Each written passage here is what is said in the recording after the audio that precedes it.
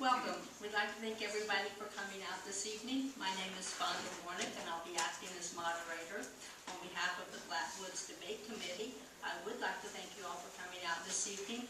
We appreciate that you're giving up your so far beautiful evening to listen to these mayoral candidates as they put forth their credentials and vision for the future of Flaatwoods. We also thank the candidates for agreeing to participate in tonight's program and look forward to an informative and productive debate. Each of you will have 30 seconds to introduce yourself and say whatever you would like. If you want to start, please, with candidate number 1, Mr. Hicks. I'm Jerald Hicks. I moved to Flaatwoods in 1978. Graduated from Russell High School in 1989. I've lived on the same address since we moved here in 1978. But love this city, and it's a really good city to get into. Like I say, just hope the youth can bring more movement into the city. I think we really got a good city in the way. The city we got 3 other candidates decided they really wanted to get interested in this. So I think we got a pretty good turnout for it. Mr. Gray. You want to yield the rest of your time to me? Hi, I'm Joe Gray. I'm born and raised here in this area. My parents moved away for a few years on account of work, but I came back after I got out of college. I've been on the city council now. I'm on my 4th year. I'm a member of the Russell Rotary Club, been president there for a couple times. I'm current master of the Smith Masonic Lodge. I put together a team that organized and chartered and created the Mark Meredith Youth Basketball League. Mr. Speelman. I want to thank the Flaatwoods Debate Committee for putting this on. It's something that's sorely needed in every community. You probably noticed I haven't put up any political signs. The money that I spent on trying to get one of these flyers to everybody in Flaatwoods, and I have some more with me after the meeting tonight if you don't have one. Yes, I do look older in my picture.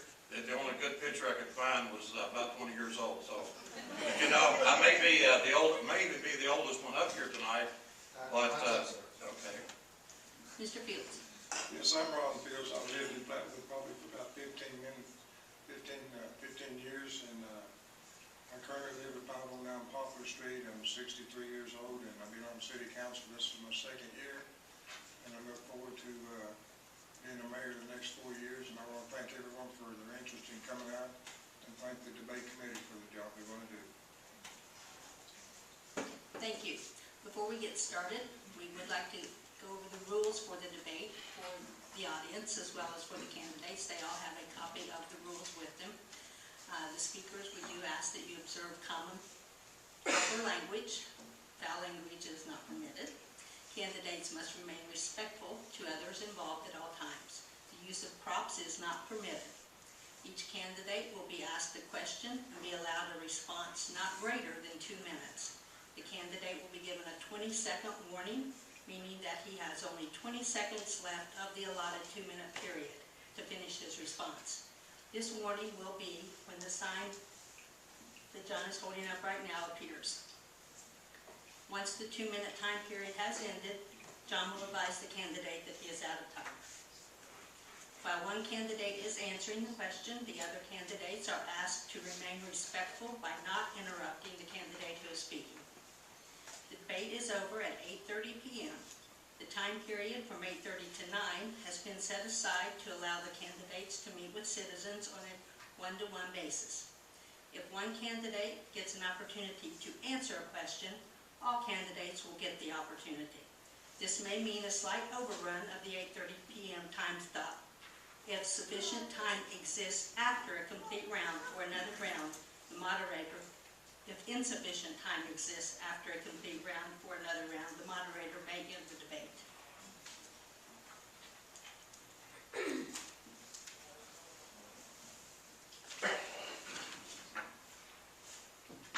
Question number 1 will go first to candidate number 1. Mr. Hicks, what is your top priority for the next 4 years if elected? I'd like to see us improve some of the city services and stuff like that, and also a youth program. So say we do have a good senior citizen spending program right now. I'd like to see a youth program really be put into place. And also council and everything looking into after the recent winter with the water shortage, stuff like that. Even though a lot of the city didn't lose water, some of them did and stuff like that. Maybe a partnership with the city of Russell to go ahead and join the water plan, see if it can't be a spending, increase our water storage and stuff for the city. That's just a couple of basic good ideas I'd like to really look into.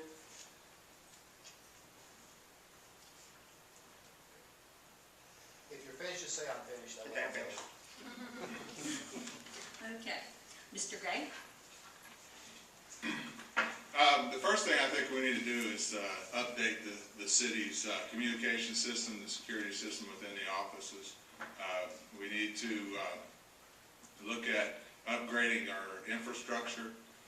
We need to go look at getting new water meters, ones that won't take 5 days a month for most everyone in the city to read the meters, ones that we can drive by and get a radio signal that will give us and have water meters that are more accurate than the old ones that we have in place.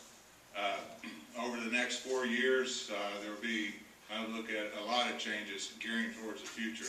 We need to grow the city. We need to invest in the city and look at trying to increase the population so we have a bigger tax base to pay the expenses that we have. Our expenses, I think, are about as low as we can get them right now. So the only way that we can really reduce costs to every individual is to increase the number of people that are paying taxes so that the allotment gets spread out a little bit bigger. I'd like to see improvements along the main streets into Flaatwoods, make it to where it looks as if we're proud of the city. And that involves keeping the grass cut, keeping it edged along the sidewalks, all the weeds cut down, the sidewalks made nice and easily conversed. I do a lot of walking and I see a lot of sidewalks that need some major repair on those, and I think that's something we need to do. I think they need to be cleaned off in the wintertime. So basically, just improving our infrastructure. We need to look at our sewers and our water lines and get those up to date, and that's going to be something that will have to be done over the next several years. Mr. Spillman? Joe and Ron may have a little bit of advantage on me being here on city council about some of the things that need to be done. In anything, I always think health and safety needs to be number one in any organization. And I think the recent incident in the last couple of days of the tornadoes out in the Midwest, those people, we still need to pray for them. We need to be ready for that. I don't know how much ready we are now for severe weather, but one of the things we need to do is have a plan if we don't. And we could even enlist some of our churches, maybe that have basements and so forth. Number one priority that I say, and I agree with Joe, I've seen some sidewalks that need repair. Also, one of the things I want to add real quickly, the recent thing about the burning ordinance and the leaf burning, I agree that we don't want to go back to that. But let me say this, anytime we don't allow something as a city, we need to give people options. I'll give you two quick examples. The one, when we tell people what they can't put out in their trash, we don't tell them where to go to get rid of those things. And the second thing, I checked in Sandy, Oregon. For the last 20 years, they've been using a chipper. A chipper costs $165 to rent. One of the things the city could do is buy a chipper, and this is what they do, and deliver that to the person's house, let them use it, and then return it, because we could also use it on the streets in case of foliage and so forth. And on my flyer is a lot of the other things that I would like to do in the city. But the main thing is these school children out here and the school, getting them to school, and then different things. One thing real quickly, we need to update our website and put on there where the criminal activity is happening in the city. We need to put the agenda on the website 24 hours before. We need to put the minutes on there 24 minutes after, or 24 hours after. Thank you. Mr. Fields? Yes, I'd like to upgrade also the computer and IT system for better communications operations of the city and continue training to avoid cyber issues. Also complete the radio read meters. I'd like to see the Flaatwoods pool and the senior citizen ad program for our children and also families, and also the singles as well as the seniors. I think our insurance providers should visit our city to give us a list of risks, information on best practices, educate our workers on the rules and regulations, and to help cut the workman's comp claims. I'd like to see more employee training. I'd like to see our local law makers come back from Frankfurt and give a training class on laws that passed that has a change in their job or affects their job. And I'd like to strengthen our relations with the Ashland Alliance and Kentucky Association for Economic Development to market Flaatwoods as a place of business and opportunities and create jobs. And all these things take vision, imagination, skills, and commitment. And I would communicate these visions clearly, creatively, and continually with city council members and city employees, so working together we can fulfill the best for Flaatwoods and the things they need. I'm done. Thank you. Question number 2 will first go to candidate number 2, Mr. Gray. What is your vision for the city over the next 10 years?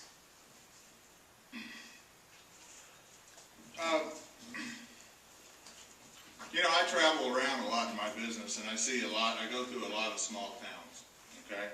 And when you go through a town that is proud of itself, you can tell that that town is proud, you know? And, you know, I'd like to see things, like I say, with the infrastructure. I think we need to look at improving our sewer and our water system. I think we need to look at getting our electric power utilities underground. You know, that takes out the eyesore of the telephone lines and everything running through town. It also eliminates loss of power due to storms and that kind of thing. When you look around and you drive around and you see towns that way, I mean, you can just tell a big difference in that city when you don't see those power lines. I think that's something that we need to start looking at doing.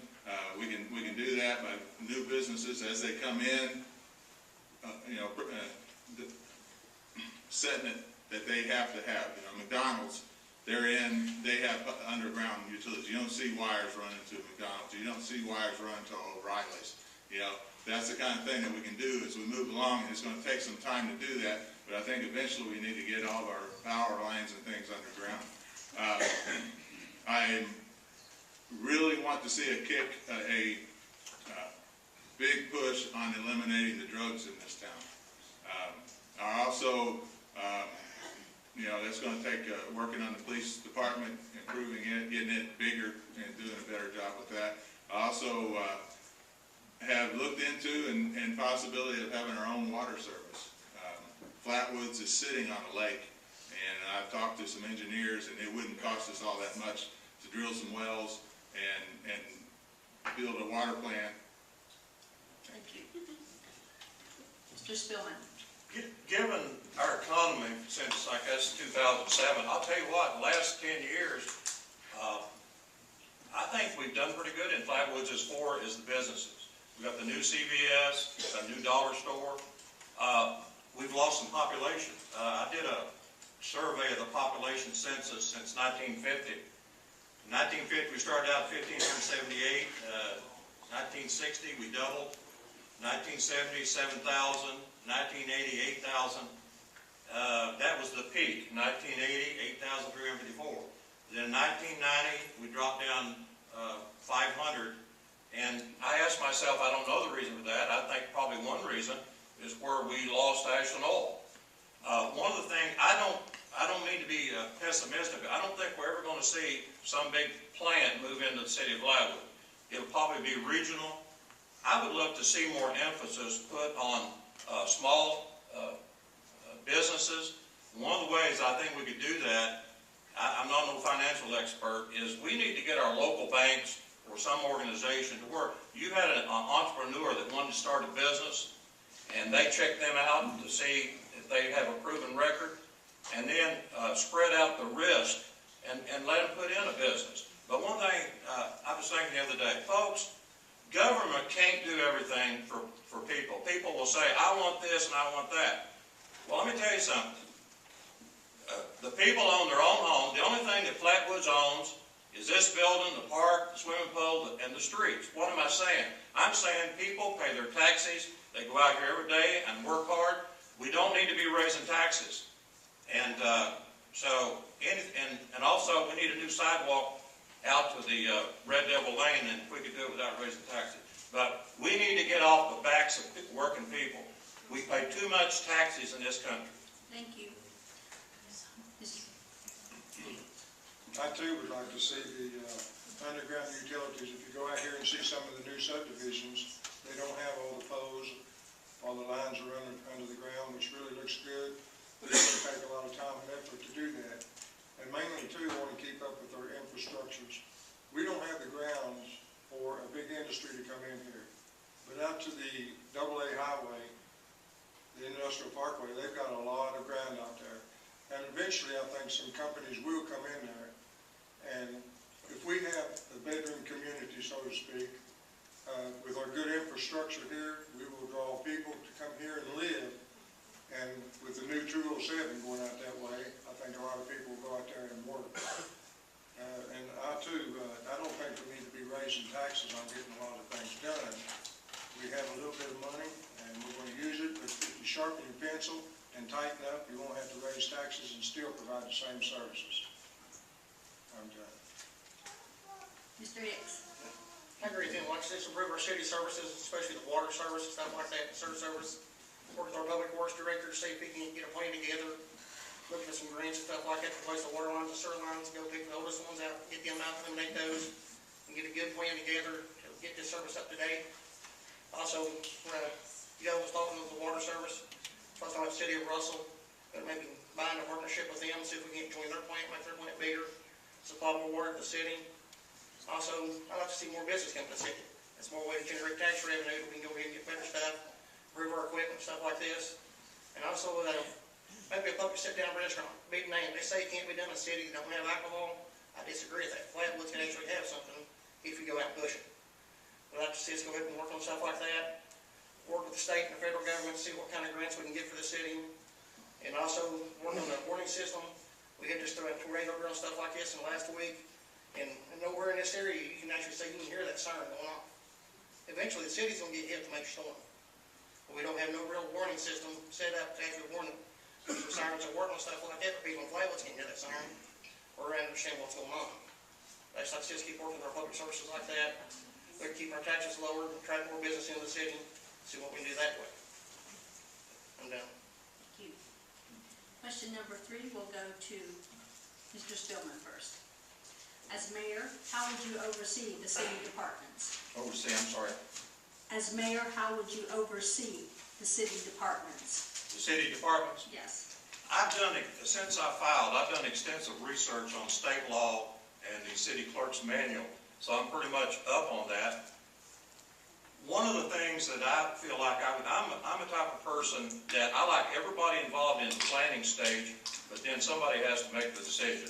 One of the things that I would do, and I would not want the council to think it was being timid on my part, if I had a question in my mind about something, even though I had the authority to go ahead and do it, I would involve them in the decision if I had a question about it. And a lot of people may not realize this, and I didn't until I started studying. The mayor doesn't even have a vote unless there's a tie. And by the way, the law looks at the city government. The council has the same authority as the mayor. The mayor does not have more authority than the council. They're equal. In the eyes of the law, they're equal. And I believe in transparency in everything that's done. And like I said before, we need to enhance the city website. We need to put everything on. We need to put crime statistics. I want to give you an idea about that. An example about that. If there's a B&E down on Crestwood Court, we don't have to put the exact address that happened. That should be on our city website, because that lets the people on that street to use extra precautions, whatever. There's a lot of things we put on that website that needs to be on there. Thank you. Mr. Fields. Yes, sir. Mr. Crager's been in office for over 20 years, and he's hired a lot of people, and he's developed a good team here. And before I make any decisions, I would go to that department head and also work with council in getting things done that need to be done. We have like Mr. Spillman said, we've got statistics we can put on there to make the people aware. And we also got statistics on there we can show we've got a place to live if anybody wants to come and live in Flaatwoods. Our police department has gathers information and sends to the state every month, and we should have that right here in our own hands, and it is available. But we need to get in there and look at it. And we got a good city. We just need to get the people involved, let the people see how well it is, and they'll understand why it's called a bedroom community. And it's called a bedroom community for many years because we provide a good service. It doesn't matter whether it's front office, doesn't matter whether it's a police department, the fire department, the city workers.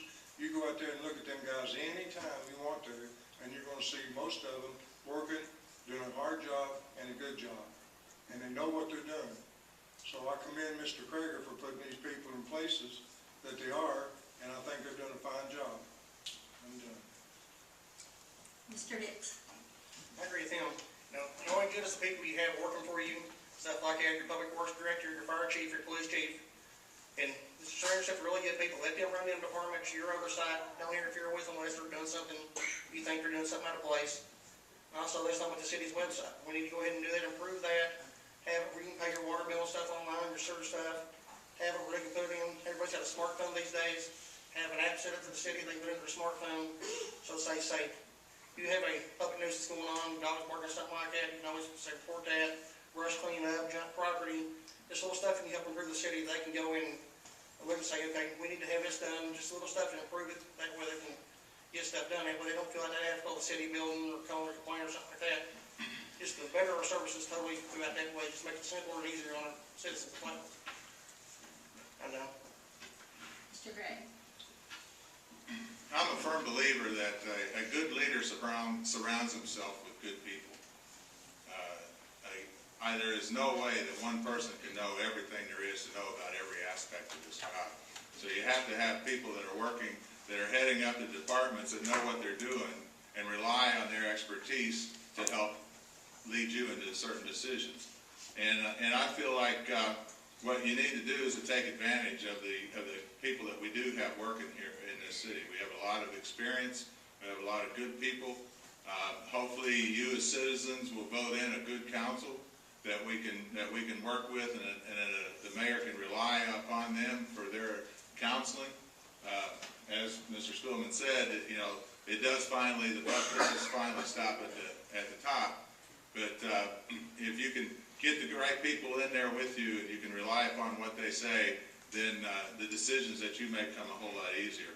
I feel like, we pay pretty good salaries to our city clerk, our police chief, our public works manager, and I feel like we ought to be able to sit down with them, tell them what we want to look at, and then let them do the job. And if they have a problem, then fine, come back, ask for help. But they're the ones that are being paid to do those jobs. They're the ones that know what is needed for those jobs, and we need to let them do it. And like I say, just kind of rely on their expertise in order for the mayor to make that decision. Question number 4, we'll go first to candidate number 4, Mr. Fields. Flaatwoods is a residential community. What businesses would be compatible? Businesses that would be compatible in our area would be supporting businesses. We've got plenty of restaurants. I know there's going to be more open. But like I said a while ago, the industrial parkway, if it ever opens up to industries, we will be able to have good businesses that support industries. Ashland's got a bunch of those little businesses that support, like the railroad and Armco, Ashland Oil, and we can have some of those too. We don't have much room to put big businesses, but we do have room to put small businesses that supports the big business.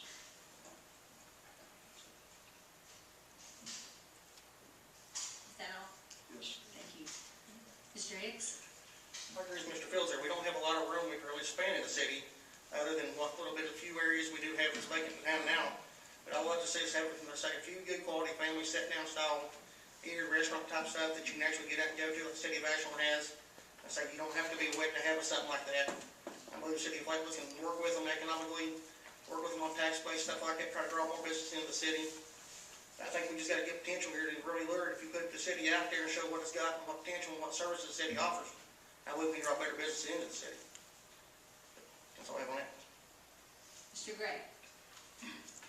I agree with these two. You know, Flaatwoods as a bedroom community is really going to only be able to really hold service-oriented type businesses. For example, Servpro that's down at the bottom of Wheeler Hill. That's a service-oriented company that since August has grown to about 12 employees. So, you know, that's the type of, I think, business that needs to come into this area. Ashland Alliance is continuously out there looking to bring businesses into the tri-state area. We need to look at the tri-state area as a whole in order to bring the service-type companies in here. You know, Bobby Allen and the County Tourism, they've been working on a countywide bicycle trail. You know, a bike shop would be something that would go, I think, go well here in town. You know, but on top of that, you know, with the businesses moving into the area, you know, you got people that are moving into town, into this area, and they're looking for some place to live. So we have to take and make Flaatwoods attractive so that they live here in Flaatwoods, even though they may be working in Ashland or Ironton or Huntington, you know, live here in Flaatwoods. And, you know, we can do that by improving the looks of the town, by cutting down on the drugs. I know there's no way that we can eliminate all the drugs in this area, but, you know, if you got somebody that's coming in from, you know, South Carolina that's never been in this area and they're looking around, and the first thing they look at is the schools, okay? We've got one of the best school systems in the tri-state area. That brings them here. And when they look at and they see that we've got a police department that's working on the drugs, busting people, bringing them in, that's another reason that brings them here. You know, and so the whole conglomeration of all of it. Mr. Speelman? Well, as long as it's not illegal or immoral, I guess it'd be all right. You know, I'm not into the business that much, but Jerald mentioned something there that I feel very passionate about. I am against alcohol sales. I make no bones about it. I put it in my flyer. 2 years ago when it came up, I was out at the Working Church of God in that rally out there. And I respect men like Mel Lynn Hart, our Commonwealth Attorney, and Mike Wilson, our County Attorney, men that had the backbone to stand up against alcohol sales in Greenham County.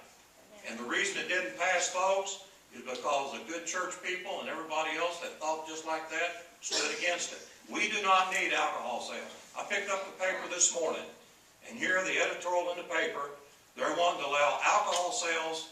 It's one thing to allow it at a floating restaurant, but I don't go to Summer Motion. They're wanting to allow alcohol, open alcohol at Summer Motion.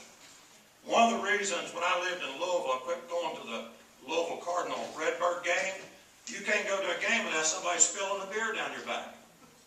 We do not need alcohol. And by the way, there's a double standard. Now let me get it off my chest. There's a double standard in this state and this community, or not the community, but in this country, about alcohol and tobacco. I haven't smoked since I was 28 years old. They won't let you in Ashland within 20 foot of a store with a cigarette, and we all know how bad cigarettes are. We don't need to be told. But then again, they're going to allow alcohol at Summer Motion. Look on your website at the Chamber of Commerce of Kentucky, see who's on the board of directors, and then look on KUT who the vice chairman of the board is that works for Brown Foreman. And that's why they stood against cigarettes, but I think that may be why they didn't take a stand on alcohol. Thank you. Thank you. Question number 5 will first go to candidate number 1. As mayor, what ways could be used to attract those compatible businesses? I believe the city, if the city pushes the city really hard, shows them what services we have to offer, shows we got a lower tax rate than other cities around here, shows them that we have a water supply and a service supply to support their business, stuff like that. I think we can draw more business into the city. city has to go out and push this stuff. You can't just sit back and hope they come to you. You need to go to them, push them, bring them into the city. And I believe the city of Flaatwoods has got the potential, they can bring good business into the city, so you have to go out and drive and look for it.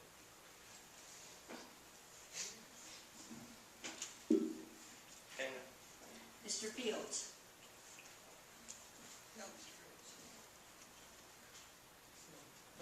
Number 4, Mr. Fields.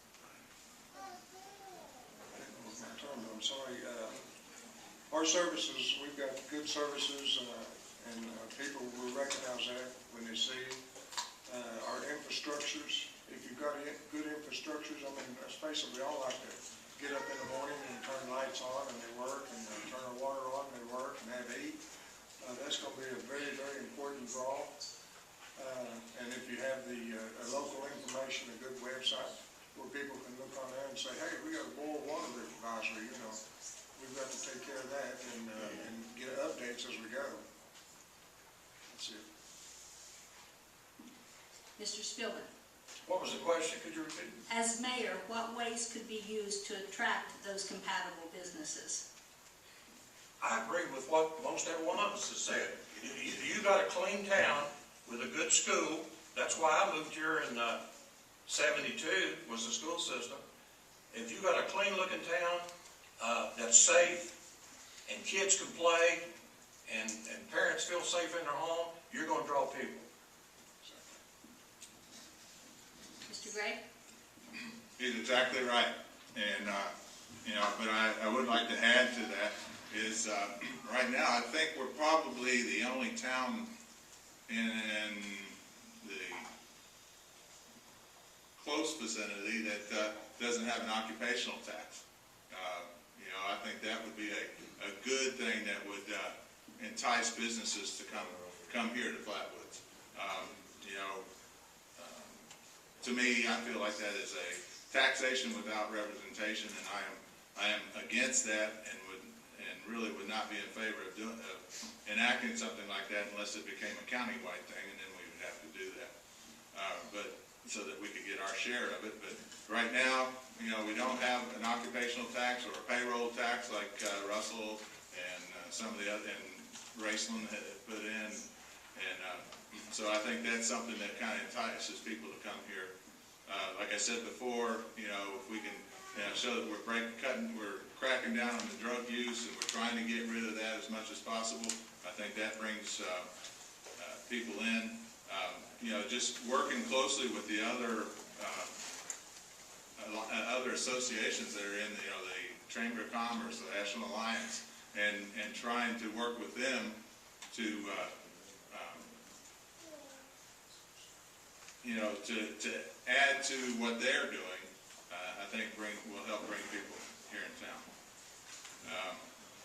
The infrastructure, you know, making it easier to pay bills by, you know, having online payment, taking credit cards, you know, that kind of thing. You know, all those things come in play when we start looking at trying to get new population into the city. Question number 6 will first go to Mr. Gray. A residential concern is that ordinances are only enforced after a complaint is made. How would you address this? Well, I don't know that I agree with that. You know, a lot of the complaints come after they've been approached by the code enforcement officer or our police department. You know, one thing that I do believe that, you know, that our zoning laws were written in 1968. We've already started a committee. We've already hired somebody to look into rewriting the zoning laws. I think we need to bring them up to date and bring them, you know, there's a lot of laws out there that were written in 1968 that really don't apply to right now. And really, if you go out there and look at it, you can probably go to every resident and find something that they've done that's against one of the zoning laws. You know, a lot of that also, I don't think is very black black and white. I think there's a lot of gray areas in those laws, and I think it leaves it up to interpretation of a few people. And I think that needs to be addressed and make it, write the laws where they're spelled out so you can't, everyone can read them and understand them. Too many times I've had people come to me and say, well, I don't, they say I'm violating an ordinance, and I don't understand where it is, and I've looked at the ordinance, and I don't understand where they're breaking the ordinance, but, those that are in charge are saying, yeah, you're breaking the ordinance, because it's just, it's ambiguous, it's, it's left up to that one person's interpretation, and I think we need to nail it down and make it more precise. Mr. Hicks. I agree with Mr. Gray. A lot of the city ordinance stuff like this was wrote 20 and 30 years ago, and it seems that they slipped through the cracks and not been updated over the last 30 years, stuff like that. Those need to be improved. Let the citizens know what you're changing and stuff, improve it for that. Also, they're talking about the city's website. Improve that and have stuff where they can go in and say, I disagree. I see the police officer every day enforcing that. They can't be out enforcing every city ordinance violation. Now, they may not see that. I'd rather have them out there on the streets, making that done and making the city safer. But there's also the same, make it easier for the residents to report this stuff. They don't have to call the city building, make it on your application from the phones or computer, stuff like that. And say, my neighbor's house is gunked up. I need this done like this. I've got a problem with nuisance stuff, animals, stuff in town. Let the citizens have more insight of what's going on in the city and make it easier for them to report stuff like that. That's how we disagree. Our guys are out there today, and I see them going through writing ordinance violation stuff up. We need to improve that services, but they are doing a good job. We just have to make it better for the citizens. Mr. Fields. Yeah, our zoning regulations are outdated, and we did hire someone to look into them, and they're going to be updated. And ordinances are written because there's a need, we have complaints, and sometimes they have to be revisited and rewritten, added to, or some taken away from. If you educate the enforcers and make sure that they all interpret it the same way, there shouldn't be a problem. And you put it in good English on your computer, on the website where people can see. And if there's a complaint, then there needs to be talk to the code enforcement people and get some complaints straightened out. And there again too, if you get a complaint, maybe it needs to be rewritten again. It just depends on the time and the situation. Mr. Spillman. We all like our freedom, but when we decide to live in the city limits, we're going to have to give up some freedom. We're going to have to be considerate of our neighbors. And that's where a lot of this comes in. And the ordinances, one of them, I see one of the biggest that needs attention. And I don't know the situation, and that's animal control. Most of the animals that I see run loose have a collar. And I notice especially when cold weather sets in, we have responsible pet owners. I see them taking their pets down the sidewalk, but people will let them out and run up and down the street and different things. I've been told that the animal control officer is on contract. As I understand, he works in public works, but he's on contract. Well, the first thing I would do is have him do a monthly report. How many complaints we get to see where the resources need to be. I'll tell you folks, from what I've seen, I think we need a full-time, when you've got a town population 7,428, I think you need a full-time animal control officer. And here's another thing. Whether it's a police officer or whether it's an animal control officer, when you get a complaint, you don't go to that person and say, neighbor so-and-so over here complained. I don't want to hear that. We should be proactive. We shouldn't wait till somebody complains. And I'm going to tell you something. We have a good police department in this town. I've been driving in this town for 35 years, folks. I've never been stopped. If you're not doing anything wrong, they're not going to stop you. I've seen towns where they're overzealous, and I've been a police officer myself. They lay their life on the line every day like I did for 20 years. They need our respect, and they do a good job for us. Question number 7 will go first to Mr. Spillman. Blighted property is a concern in most cities, including Flaatwoods. What methods do you see to enforce cleanups besides court action? Well, first thing I think is early intervention and staying on top of it. Have certain incremental steps and make sure that you're doing it. You know, a few years ago, I'll give you an example. A few years ago, I was shocked the first time I saw the delinquent tax sheet in the Greeley County paper. Well, you can apply that to blighted property. You got to have your step that you're going to go through. Then some of that may be a neighbor needs help. Then maybe we could have resources there where maybe a neighbor needs her grass mowed. But that we could hand that off to somebody.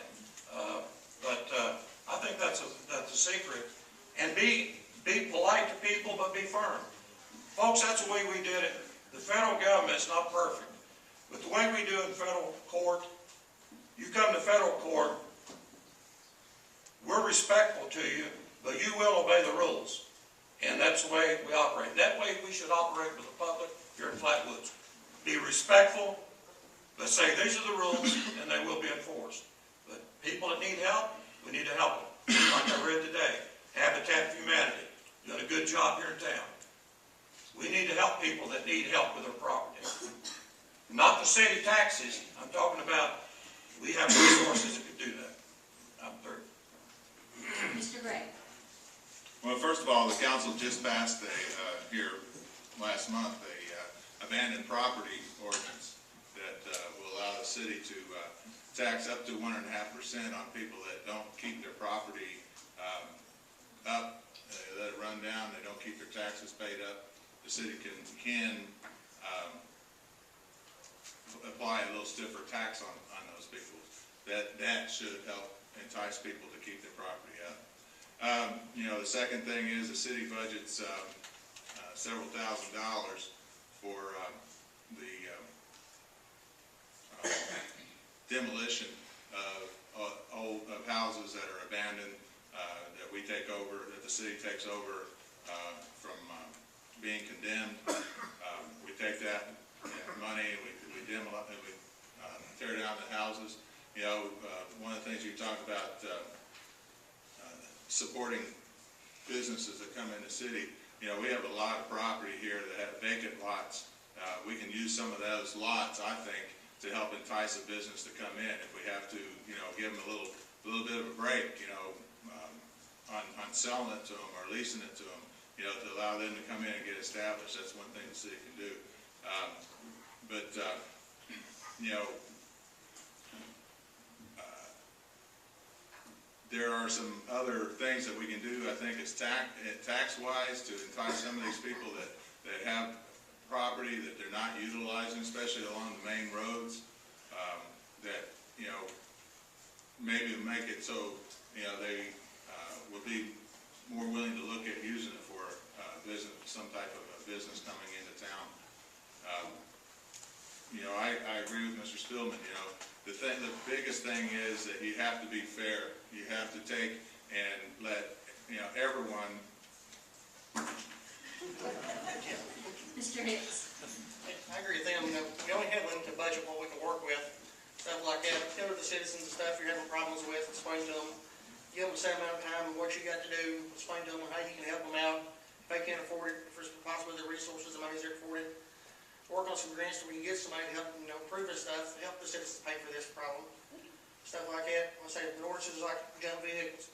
You know, I understand you having cars and stuff in your yard and stuff like that. You know, I do too. But everything I've got's got insurance and tags on it and stuff like that. But you go down Arclight Road, you look down South Road, even though he's one of our businesses in town, there's literally 100 junk cars sitting in one lot that don't move, or in parts missing stuff like that. We need to work them cleaning our property. Now, granted, in the last couple of months, I've noticed he's moved a lot of junk cars out there.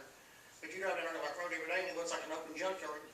Now, we need to work with these people and try to get stuff cleaned up, get everything to improve the city, so that it's making the city look even worse every day. You let that stuff set there and let them get away with it. Just work with them, help the citizens do this, explain to them what you can do to help them, and say, don't force everything. You know, do everything you can to possibly help the city improve it and get cleaned up. No. Mr. Fields. Yes, we did pass an abandoned property ordinance. We also made a motion to set it back to 2015. I don't think that was a proper thing to do, but there's some things that has to be worked out before we can do that. And one of them is adding probably some personnel on Jerald said, we gotta attack these things quickly and fast, and to clean up his property. There's some people out there that's unable to. That's where we need to get volunteers and organizations in to help these people. And some people are just lazy, may not want to. That's where you have to really enforce the ordinance. It seems like different cases, you got different ways to handle. But I think city workers can do so. And we can always put a lien on the property, which you never get the money back, I'm certain of that. But it's some of the things we can do. And, Question number 8 will go first to Mr. Fields. City of Flaatwoods has the only city swimming pool in the area. Do you see that as a benefit to the city or a detriment to the city? And secondly, should city workers receive a discount at the city pool? well, I don't only think the city workers ought to get a discount, but I think some of the people here that's got families that want to enroll into the program, it's definitely a good thing for the city of Flaatwoods, because there's other people besides Flaatwoods that uses that pool. And right now, it costs about $5 per child to go out there and swim all day and get something to eat and something to drink. That's a good thing. It's something to keep the children occupied. We got some good employees out there. Got a real nice lady running it. She does an extremely good job, so it is a very good benefit. Now, last year we lost around $20,000 or $22,000, but we had a bad season last year. And I think if we added programs for children and families, and get some instructors in there, volunteer, activity director volunteer, we could make that city pool a good thing. It needs a little work done on it, not a whole lot, but it can be a good thing for the city of Flaatwoods and its people and families. Mr. Spillman. I agree we should keep the pool. I would have to have more information about the discount thing. I agree, we need to do more things for the young people at Flaatwoods. One of the things, and the way you do this, you get more volunteers. I'm thankful for the ones that are already volunteering at Flaatwoods. One of the things that I'd love to see is more winter activities. Why can't we have an area where we can sleigh ride? I mean, I know there's liability issues and different things. We have volunteers to do it. In 24 years I spent in scouting, we did a lot of exciting things. And we could do that here in Flaatwoods. How about one night a week in the wintertime especially, having a volunteer that's into chess. I like to play chess. We could have one night a week at the library or something, and have tournaments, play chess. A lot of different things that we could do. And the Senior Citizen Center, we should have something going on over there probably every night. But you got to have volunteers to do these things. And I agree, we need to do things for the young people. And this may be controversial, but I'm going to say it anyway. If I'm mayor, one of the things that I will check on doing, I'm into physical fitness. Mr. Crager can confirm that, because I've seen him at least 3 times a week over at the Vitality Center. I've been working out since I was 33. Now, hopefully I'm 68, but be 69 in July. Good Lord's been good to me, and I took care of myself. I give him the credit. One of the things I'd like to do is give a city employee that wants physical fitness, you give them 3 hours a week into the program to work out. Why couldn't we have a little activity area right over here? If they're in the program. Police officers, they'll be on a physical fitness schedule also. I'm done. Mr. Gray. Could you repeat the question, please? Yes, Flaatwoods is the only city in the area that has a swimming pool, a city-owned swimming pool. What benefit is it to the city, or do you feel it is a benefit? Should city workers receive a discount? One of the things, talking to, the residents and stuff as I've been campaigning, one of the biggest things that's come to my attention, or what residents seem to want, is something for the kids to do. We have the park out here, they have things, and the pool itself is something for the kids to do. So I definitely think that it's something that we should keep as long as we can. I know that it's expensive. We've discussed in the 4 years that I've been on the council, I think every year we discuss whether we should raise raise the rates. And, you know, and I'm against raising the rates. There is no way that we can charge everybody enough to pay for the cost of running the swimming pool.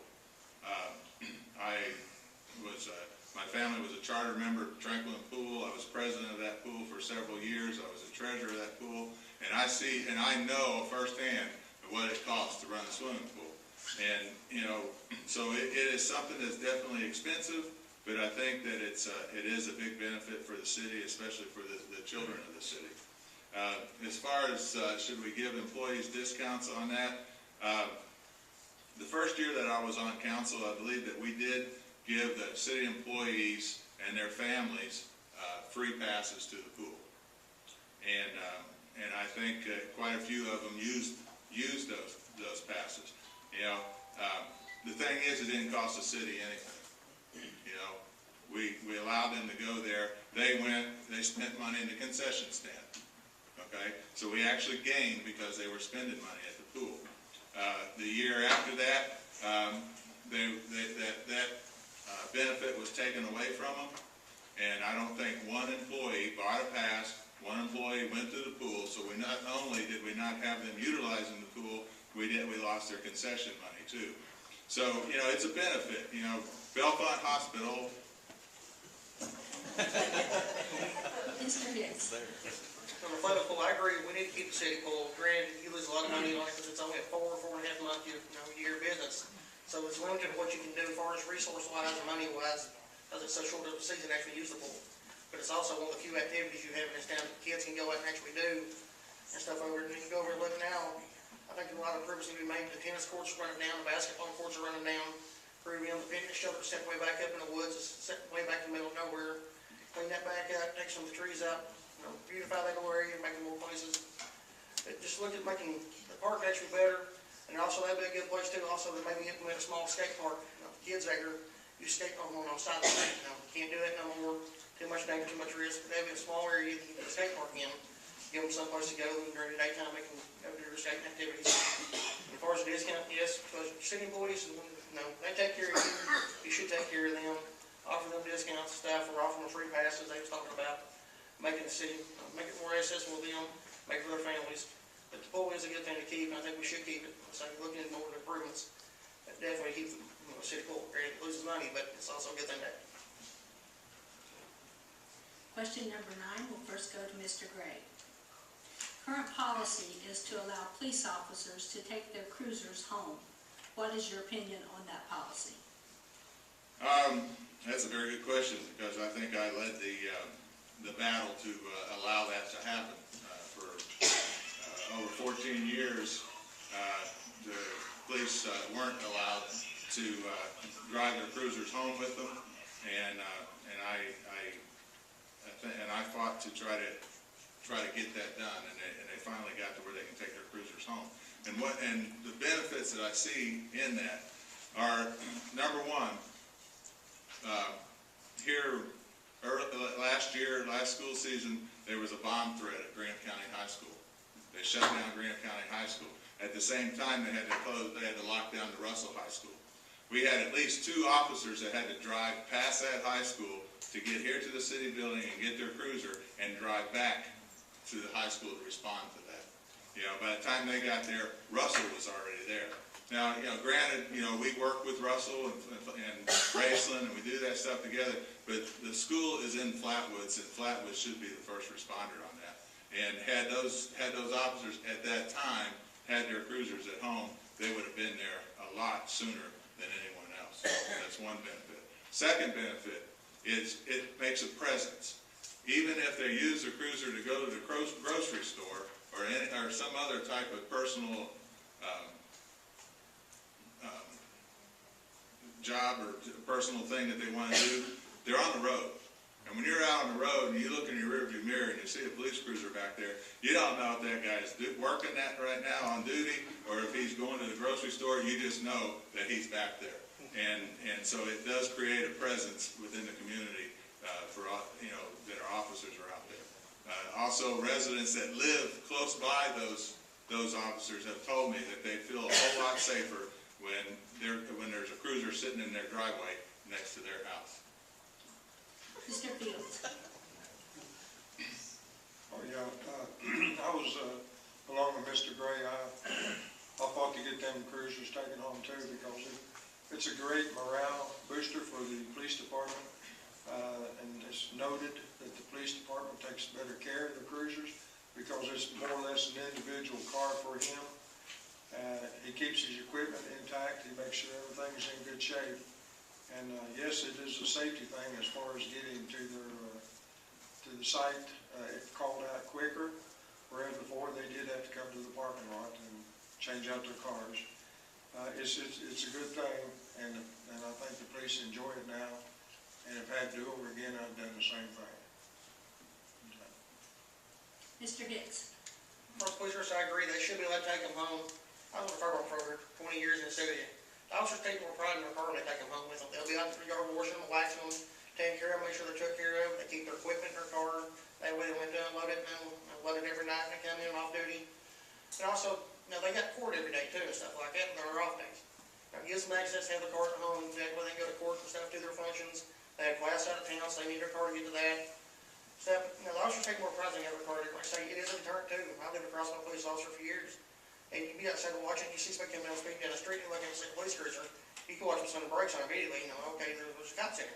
Even though there's nobody in that car, it worked great for slowing people down. But, you know, and it's response time.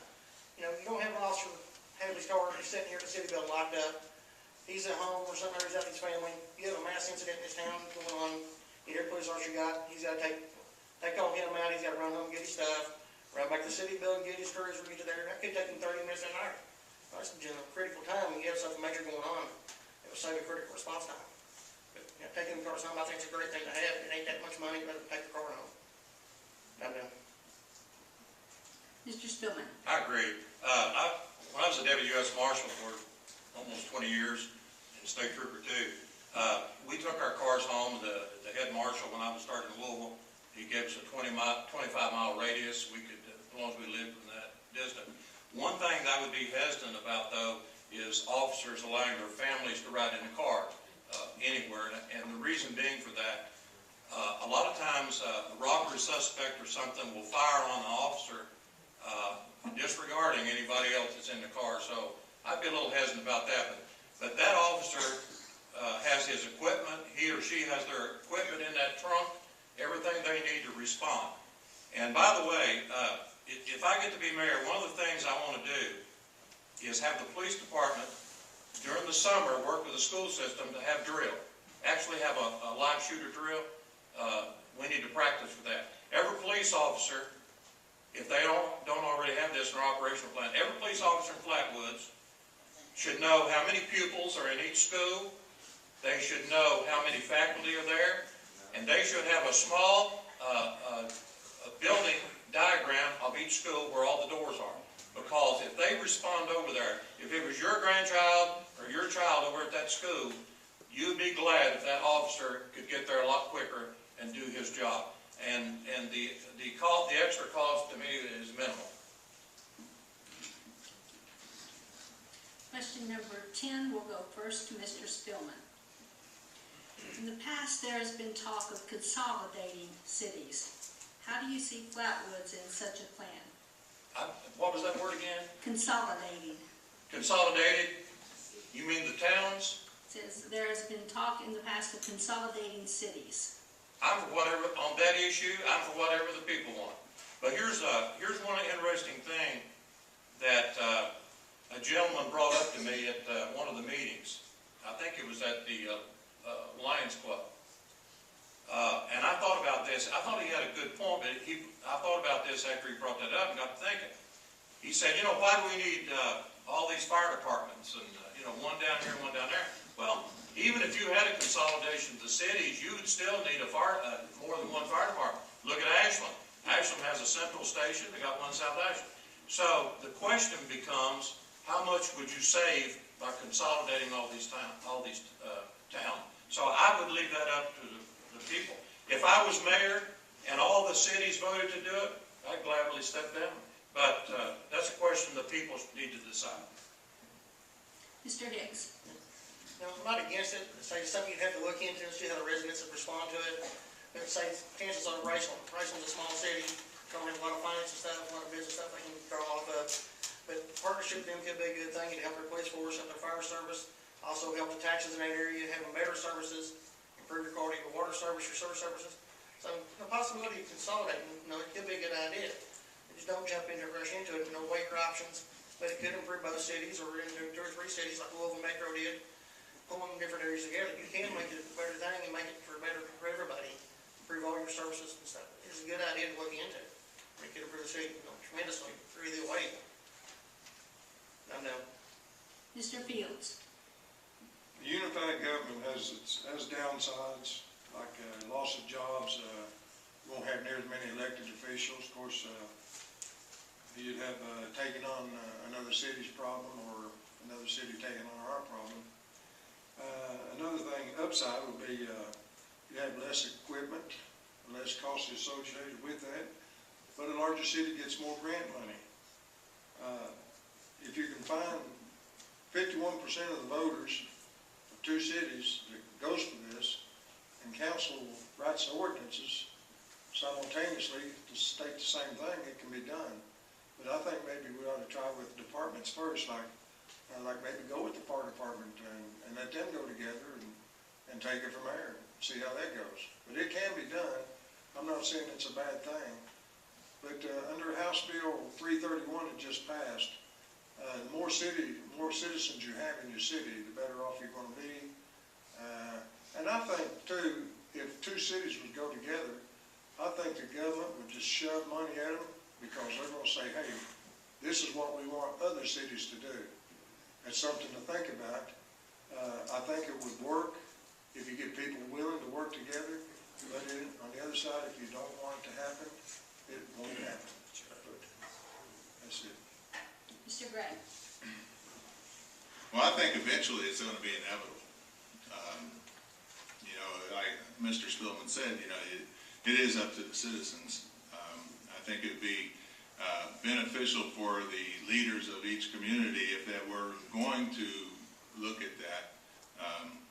As mayor of Flaatwoods, and being one of the larger cities, I would think that Flaatwoods should be able to have a little bit more say in the way things are going to be done. I would look at, possibly starting out with those towns that are in the Russell school system, Russell, Flaatwoods, Bellefonte. Those would be a place to start if you were going to do that.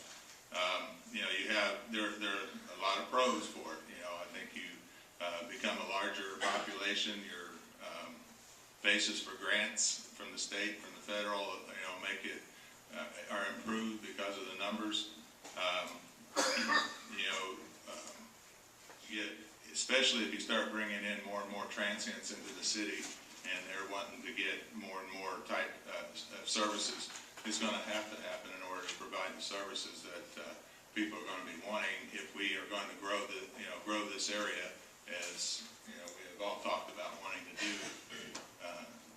in the future. Question 11 will go first to Mr. Hicks.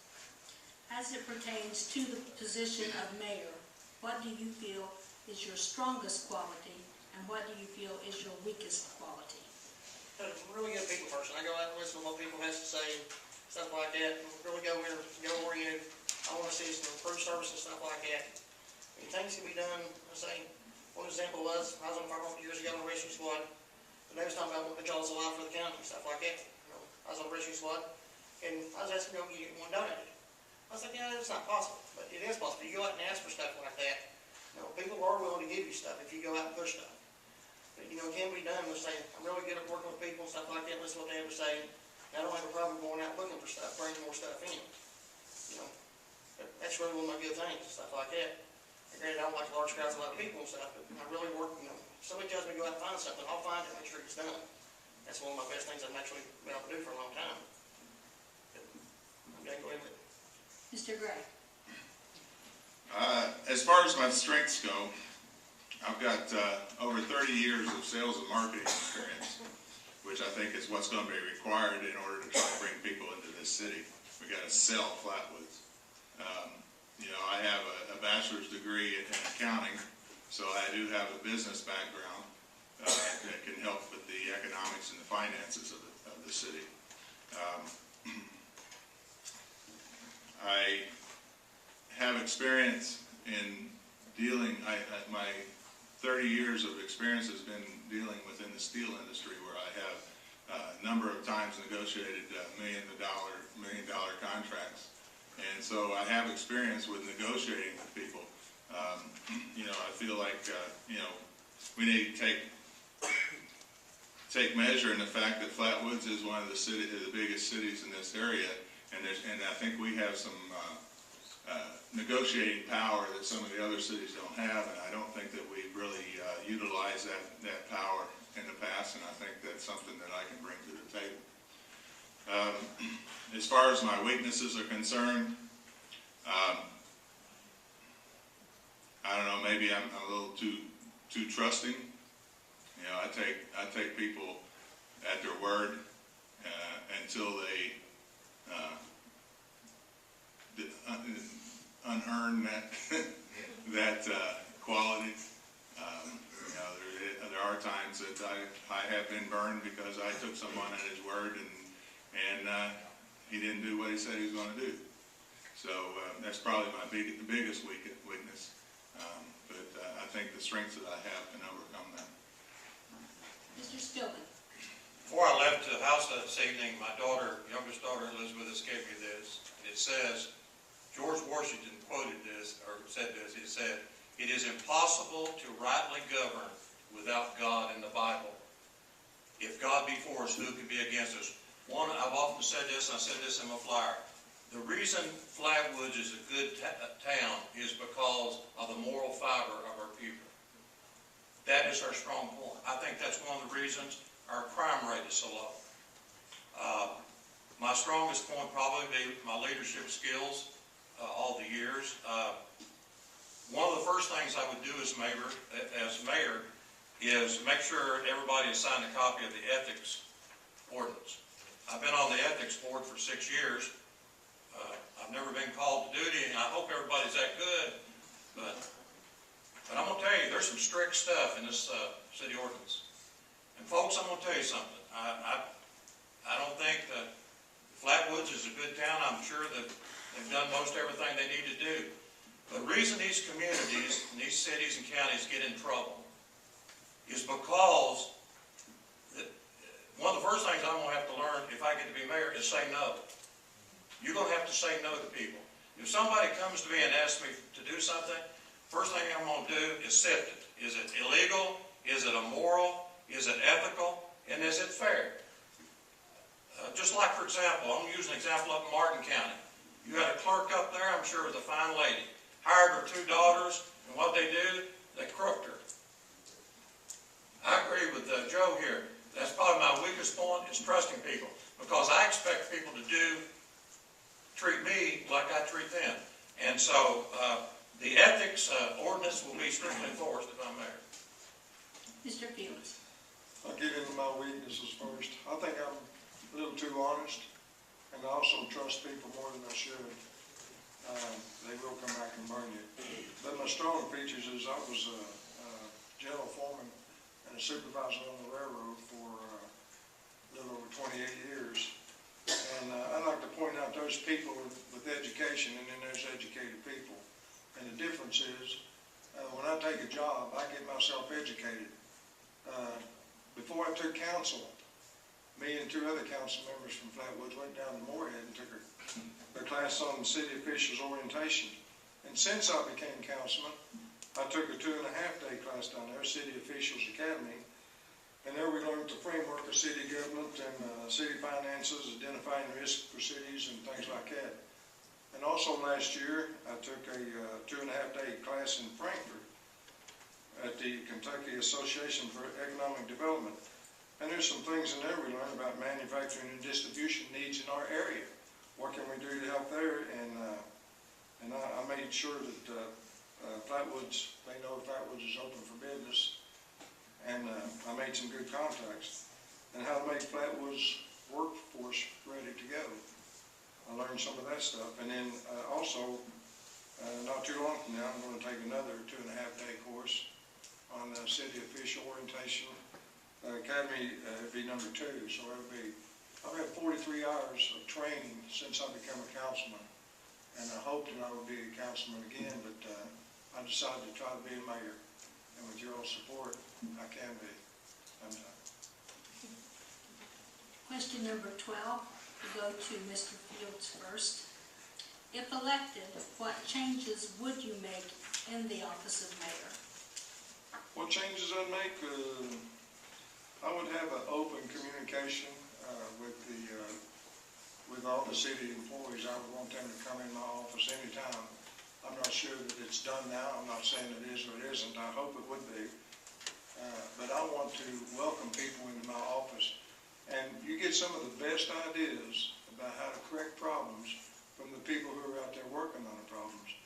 I'd like to get with the 3 heads of the city and on a daily basis contact them and see what we can do to better their job and to better services for the people of Flaatwoods. I will have regular office hours. I'll be a full-time mayor, just as it is now. And one of the good things is I'll have to suspend part of my pay because my earning allowance, I'll have to give about $600 a month back to the general budget for use in the city of Flaatwoods. Done. Mr. Spillman.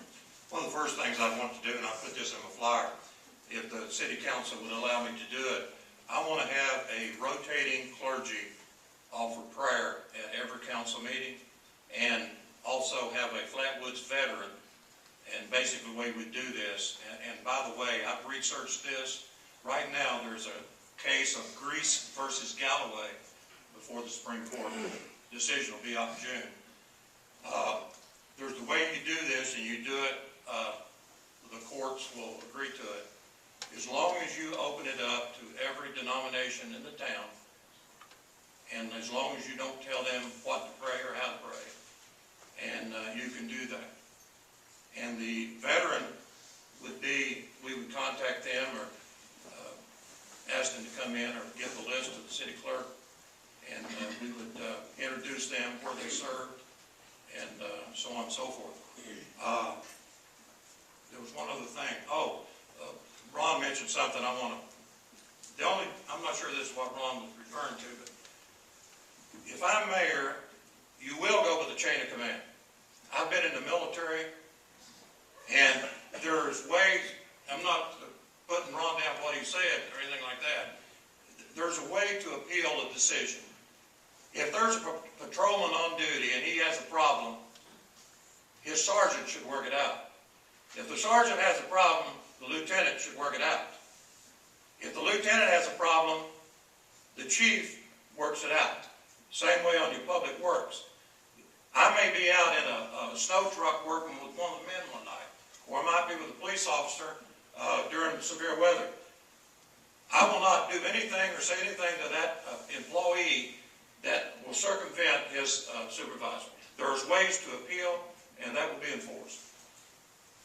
I'm through. Mr. Gray. Well, I agree with Mr. Spillman that there is a chain of command, and I think that chain of command can be used by not being a micromanager, but being more of a macro manager, allowing the department heads to do their job and allow that chain of command to go up and down as it should. Another thing that I have talked about for the last 3 years trying to get done, and and I'm not saying this because I have distrust with the employees that we have with the city, but it's more of the accounting that's in me. But every year we receive an audit from the independent auditors, and on that audit it tells us that we're not utilizing proper accounting practices in our general office. And I think and like I said, it's not that I think there's anything going on in that office. It's accounting. That it's something. Not only does it help you monitor what's going on, it protects those people that are in there. And we need to do things. For instance, I think we need at least another cash register. We don't have right now we have one cash register and 4 people working out of that same drawer. There's no way to account for that. If you have, 2 cash registers or 3 cash registers and they each have their drawer, you know what they start out with, you know what they end up, and they can balance. You go to any bank. My mom worked in a bank for years, and I remember sitting and waiting hours on her trying to balance a penny. You got to balance those things. Those are accounting practices, and I think that those are some of the things that we need to do first off as mayor. Mr. Hicks. I agree to some thing they said. One thing is, if I'm elected mayor, is the mayor's office has to stay open 24 hours a day and has to be able to work their public officials and elected. Each department has their own head, stuff like that. They have their own operating guidelines they run off of. They have to be accountable for what they each do. So let them oversee it. Have meetings once a week with each one of the individual heads, the police department, fire department, the public works, discuss what situations are going on with them, what can be done to improve it, what they need done. If it's budget-wise, they need something took care of, make sure they get what they need to have to do their jobs. But, the mayor's office has to be, it can't be just a part-time job, it has to be a full-time job. And it has to be where you're out around the people. The citizens have to have access to you, whether it be through telephone communications, be able to walk into your office any time of the day, say, I have a problem, I need to talk to you. You call here now, they tell you, call back, you talk to them certain time. Make it where you're available, make the citizens where they can actually speak their minds or concerns going on. And Mr. Fields, I'm on a limited budget too, so they're getting several $1,000s back each year. They put it in the general fund or put it into a different fund, maybe a youth services program or something like that, just donate back to the city generally into our fund. You got to make things possible and keep everything open and work through and elected heads and stuff like that. Make the mayor more accessible. Question number 13 will go first to Mr. Speelman. What is your position on open meetings, open records, and the public's right to know? I've already made that very clear in my flyer, those that got it in the mail. I got on here, I'll read it for you. Just a minute. Anyway, I'm trying to find it. I'm for open record. The reason we have open records and open meeting laws is because governments in the past have tried to keep the people stuff from the people. It's just like anything. Half the ordinances and laws, a lot of these places, be taken off the books if people just do what they're supposed to do. Be ethical. Not try to get one up on somebody. So it's very clear in the state law, open records and open meetings. And just like the newspaper, there's newspaper people here tonight. There's a lot, Kathy, I don't like in the newspaper. There's a lot out that you all write that I don't agree with. A lot of other people. But I get the paper every day. And I tell you what, if it wasn't for Ronnie Ellis down at Frankfurt telling us what all's going on down there, we wouldn't know. I have the highest respect for our state representative. But I tell you what, some of the shenanigans they pull down there at Frankfurt sometimes, like one night they supposed to get a vote in by midnight, and they moved the clock up. So anyway, I'm not saying they're all crooks, but you know what I'm saying. You gotta have open meetings and open stuff. The city clerk is the one that handles that at the city. It's a very important job, city clerk. So my feelings well put on that. Mr. Fields. Open records, open meetings, that is the law. I will conform with the law, always have. One thing that House Bill number 176 and House Bill number 5 have just recently passed. The open records will now be put on a computer, and it will be legal to transfer them to elected officials, non-elected officials. It can also be put on the website. The minutes can be put on the website for people to see if they can't come to the meeting. If they come to the meeting, then it's still open. So it's open any way you go about it, and to do things behind closed doors is definitely illegal, and I would not do it, and I wouldn't stand for it to be done, because the public has a right to know. I'm done. Mr. Hicks. I agree with him. Everything should be open records. There should be nothing hid from the citizens. They should have access to the city's budget, what's going on with the city, what each department's going on, what they're doing, what they're spending, everything. The only thing that should be hidden, I said definitely not hidden, is personnel matters and hiring and firing, stuff like that. That should be done behind closed doors, that's a personnel matter. But everything else should be kept out in the public, kept open, kept honest, and nothing actually hidden from the citizens of Flaatwoods. That's all. Mr. Gray? Yeah, Mr. Hicks is right. There are certain things that do need to be kind of kept behind closed doors, personnel, certain purchases that the city may be looking into, you know, not necessarily the purchasing of, but just the investigating during that time and the negotiating during that time. You know, that you can let that, you don't want to let that out and allow someone to be able to beef up the price on it, knowing that the city is looking to buy that. So those are some of the things that you want to keep behind closed doors. But as far as council meetings, as far as what the mayor is doing within the office, yeah, they should be open to everyone. I like this streamline live stream. I don't know what it costs to do that, but it would be something that I would be in favor of having for every council meeting. I like the fact that the microphones are on today, and you know, and why we can't videotape. If we can't live stream it, we can videotape it at least. You know, those things. You know, nothing should be kept. You know, we shouldn't be doing anything that we can't go out and say, yeah, we did that. You know, to anyone that asked us. And and like Mr. Fields said, it is the law. So that's all I have to say about that. Question number 14 will first go to Mr. Gray. How should the city prepare for replacing water and sewer lines, pipes, and other infrastructure? That's a good question. We've got, I think, somewhere around $2 million right now in CDs. I think some of that money can be used as down payment to pay for some of the things that needs to be done with the infrastructure of the city. You know, I mentioned this once before, the water meters. I think that that should be the first priority. I think we ought to go ahead and do that. We're taking 5 days a month, almost 20 employees working 5 days a month to get our water bills out. It's too many man hours spent for that. If we could take and get the new water meters in, they can be read in a day, and it can all the information can be sent over to the ladies up front, and the bills can be put out. You know, just the savings in man hours would pay for the water meters. You know, not counting the improvement in accuracy of the meters reading the water.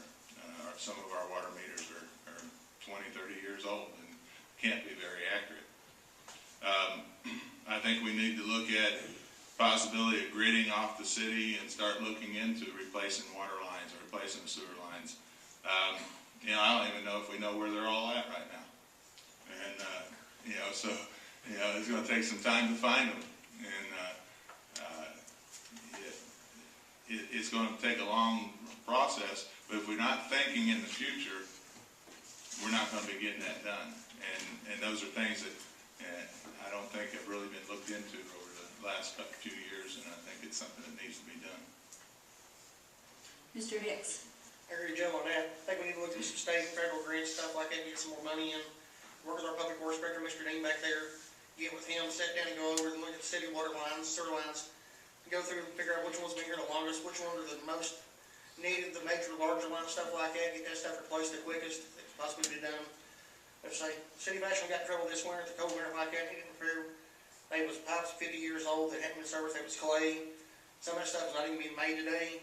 But you need to look into going through and setting a plan up, even if you do just 1 or 2 a year. Anything like that's better than not doing anything at all with the water line stuff the city has now. Make a plan, sit down, and look into the future, and improve your services and say a lot of things. You can get a lot of grants and stuff from the state and federal level. To go out, even private corporations are grants available. Look into that stuff, set it down a plan, look at what's all this and what needs to be replaced and what your major lines are through the city, and start replacing those. Let's say even for just a couple of time, if something needs to be done to go ahead and do that. Mr. Fields. Yeah, I've been on the city council for a little over a year now, and we've done quite a bit of sewer work and water work in in the city here. And right now, we got Brent Ann Drive and Marcia Drive and England Lane. We had to borrow $440,000 to get that done. And as soon as that's done, there's another project coming up, Pine Street and Jones Street. That's going to be right around $400,000. I wish we had the money in the bank to take care of all that, but the money that's in the CDs is earmarked, and you can't take it out of there unless you borrow it, but you have to pay it back. And we can do these things without raising taxes. We just have to do a little bit at a time. And like Mr. Gray said, we got to find some of them. And the only way to find some is when they get old and burst, then we can replace the whole street. But we have to have a place to start. And it will get done, and we don't have the manpower to read all the meters and do all these things every day. I mean, we just can't replace, it'd be a waste to replace water lines that are working perfectly fine. But now, the meter reading will free up some people, and we will be able to do more projects in the future.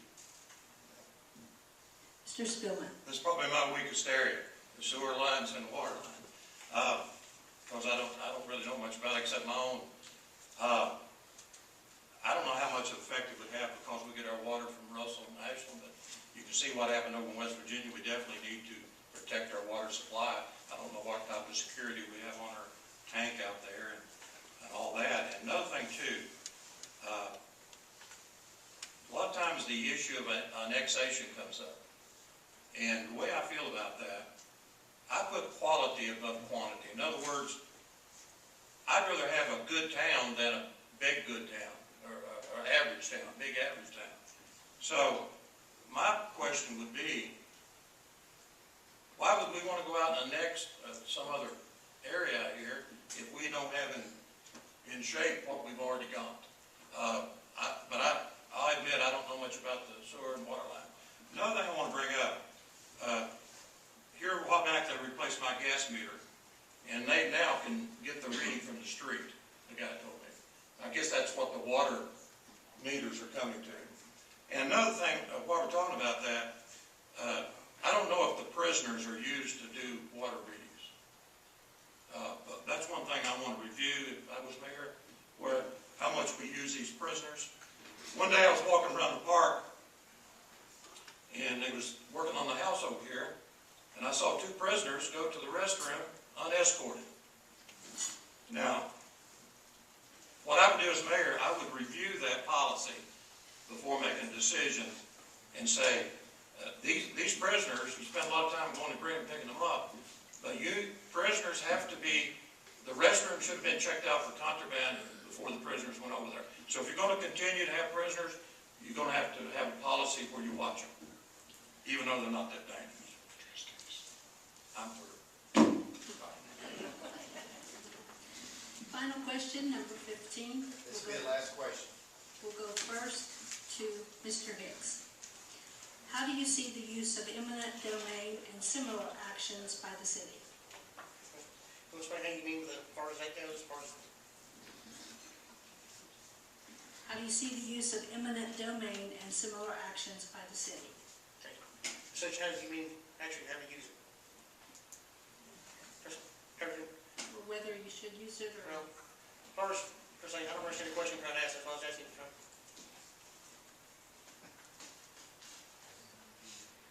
It's how do you feel about the use of eminent domain as it pertains to the citizens of the city of Flaatwoods?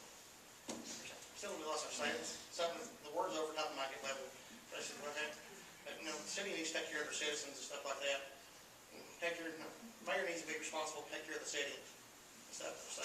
That one's saying, I'm not your true politician. I'm one that's willing to work for the city and stuff like that. That one went right ahead, and I'll be honest with you, I ain't gonna lie to you and cover it up. But I'm saying, I ain't no use trying to say this one is way over my head. Mr. Gray. I have to agree with you, Jerald. I'm not really well versed on eminent domain. You know, I know it's a tool that can be used to help coerce a citizen to stay within their regulations. Stay within the regulations. It's something, like all tools. They can be underused or they can be overused. They can be abused. You know, like I said before, you know, I'm in the Rotary Club, and they have a 4-way test that says, is it fair? Is it the truth? Does it benefit all concerned? And is it beneficial to all that applies? And I think that's a good test. If, you know, any tool that you use, whether it's eminent domain or you know, zoning laws or whatever, you know, there's times when it can be useful, you know, and there's times that it probably shouldn't be used. So again, you know, I think it's just all in the way the mayor decides to utilize his power. And I'm done. Mr. Spillman. I understand eminent domain to mean taking somebody's property for public use. Is that what you mean? I tell you what, if somebody comes here, or Flaatwoods wants to take somebody's property, they better have a pretty good excuse or reason to do it. I watched a program the other day that upset me. I forget where it was at a few years ago. It was on Fox News. Some elderly gentleman was living in his house and he was dying of cancer. You hear the federal government come in. I used to work for the federal government. They do a lot of things well, but that you get some bureaucrats up there over some stuff, they want to take everybody's property. If they want to try to take somebody's property here in Flaatwoods, they either better be building a highway, they can't go some other way, but you better give a pretty good excuse. Well, I won't be for it. People get tired of being running over. As long as they're keeping their property up and it's not in the way and a very good reason, you better leave them alone. That's all I got to say on that. Mr. Fields. That's good. Yeah, I don't think we need to be taking anybody's property, whether it be the county, state, city, Flaatwoods, or whoever, unless it's a have-to case. I know when you got problem property like meth house and things like that, the house has to be tore down and it can't be used because of the toxins and things in there. So that property can be seized and destroyed, but who wants it after that? You just have to clean up the grounds. It becomes a liability to who gets it, and go from there. No domain. We don't want to take anybody's property unless it's a have-to case. And Thank you very much, gentlemen, for your answers and for your participation in this event.